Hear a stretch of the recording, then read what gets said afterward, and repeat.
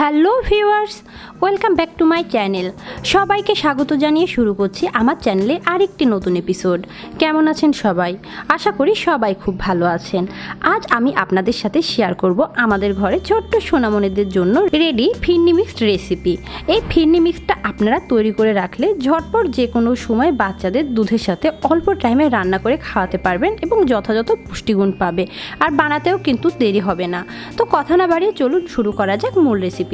তার আগে একটি কথা, আমার আরেকটি channel baby food gallery BD চ্যানেলটি এখনও যারা সাবস্ক্রাইব করেননি প্লিজ চ্যানেলটি সাবস্ক্রাইব করুন। চ্যানেলটির লিঙ্ক ডেসক্রিপশন বক্সে দেওয়া থাকবে। এছাড়া আমার রেসিপি ফলো করে আপনারা যদি যে কোনো রেসিপি তৈরি করেন অথবা বেবিদের খাবার তৈরি করেন তা কিন্তু আমার সাথে শেয়ারও করতে পারেন। আমার ফেসবুক গ্রুপের লিঙ্ক সহ যাবতীয় সোশ্যাল মিডিয়ার লিঙ্ক ডেসক্রিপশন বক্সে দেওয়া থাকবে। যারা এখনও আমার চ্যানেলটি সাবস্ক্রাইব করেননি প্লিজ চ্যানেলটি সাবস্ক্রাইব করুন এবং পাশের নোটিফিকেশন বেল আইকনটি ক্লিক করে রাখুন আমার নতুন নতুন ভিডিওর আপডেট পাওয়ার জন্য। এখানে হোমমেড রেডি ফিরনি মিক্স তৈরি করার জন্য প্রথমে আমি বাদামগুলো ভেজে নেব। এর জন্য চুলায় একটি প্যান বসিয়ে দিয়েছি। এখন আমি চুলা অন করে দেব। এর মধ্যে দিয়ে দেব 1/4 কাপ চীনা বাদাম। এই চীনা বাদামটা আমি মোটামুটি হালকা করে ভেজে নেব যেন খোসাগুলো ছাড়ানো যায়। আমি চীনা বাদামগুলো মিডিয়াম হিট দিয়ে ফার্স্টে 2 মিনিট ভেজে নেব। তারপরে কিন্তু এর সঙ্গে অ্যাড করব কাজু বাদাম। চীনা বাদামগুলো আমি মিডিয়াম হিটে 2 মিনিট ভেজে নিয়েছি। দেখতেই পাচ্ছেন চীনা বাদামগুলো ফেটে ফেটে যাচ্ছে। এই পর্যায়ে অ্যাড করে দেব কাজু বাদাম। এখানে আমি 2 টেবিল চামচ কাজু বাদাম নিয়েছি। চীনা বাদাম এবং কাজু বাদাম কিন্তু একসাথে অ্যাড করে দিলে কাজু বাদামটা পুড়ে যাবে চীনা বাদামটা হতে হতে, কারণ চীনা বাদামের খোসা থাকে, কাজু বাদামের খোসা থাকে না। এখন আমি চুলার হিটটা মিডিয়ামের চাইতে কম করে দিয়ে আরেকটু ভেজে নেব যতক্ষণ না চীনা বাদামটা মোটামুটিভাবে ভাজা হয়ে যায়। আমি চুলার হিটটা মিডিয়ামের চাইতে একটু কম করে কাজু বাদাম দেওয়ার পরে আরও 1 মিনিট ভেজে নিয়েছি। আমি সর্বমোট বাদামগুলো 3 মিনিট ভেজে নিয়েছি। বাদাম ভাজা হয়ে গিয়েছে। এখন আমি চুলা থেকে নামিয়ে নেব এবং ঠান্ডা করে চীনা বাদামগুলোর খোসা ছড়িয়ে নেব। ওইদিকে বাদামগুলো আমি ঠান্ডা করতে রেখে দিয়েছি। এই পর্যায়ে চালটা আমি প্রিপারেশন করে নেব। এখানে আমি 1 কাপ চিনি গুঁড়া চাল ব্যবহার করছি। আমি কিন্তু প্যাকেটের চিনি গুঁড়ো চালগুলো ব্যবহার করছি।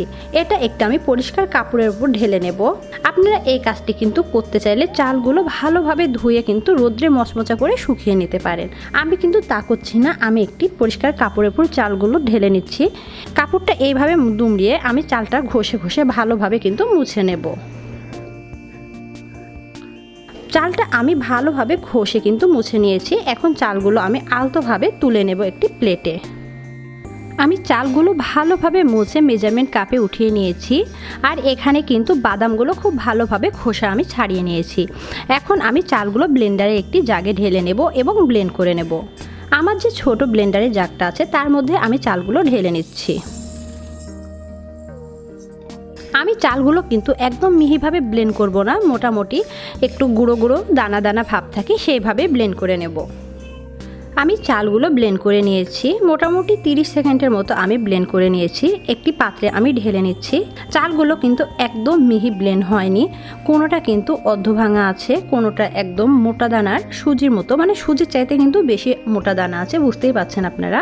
আপনাদের একটু ক্লোজ ক্যামেরাতে আমি দেখাচ্ছি, বুঝতেই পাচ্ছেন। তারপরও আমি বলবো আপনাদের বাচ্চারা যে পরিমাণ খেতে পছন্দ করে যে অনুপাতে আপনারা রাখতে পারেন।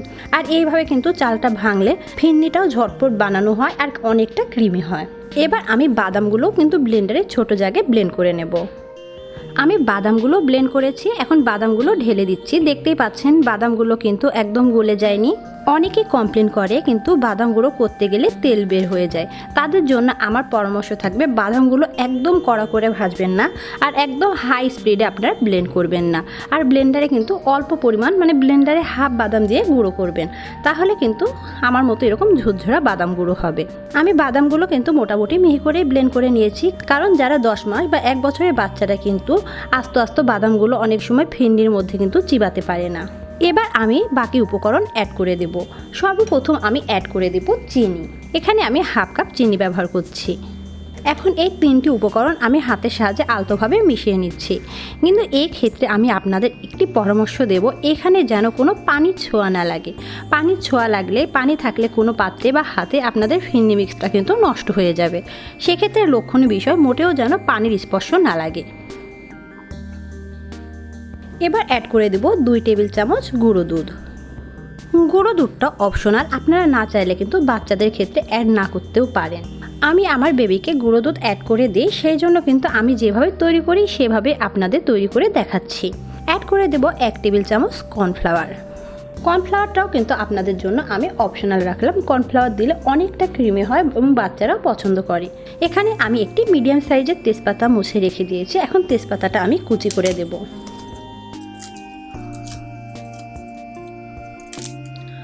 তেজপাতাটা টুকরো করে দিলাম। তেজপাতাটা কিন্তু রান্নার পরে সঙ্গে সঙ্গে আপনারা উঠিয়ে নেবেন। একটি 1 ইঞ্চি সাইজের দারুচিনি স্টিক আমি নিয়েছি, এটা আমি 3 টুকরা করে দিয়ে দিলাম। অ্যাড করে দিলাম 2 টেবিল চামচ কিশমিশ।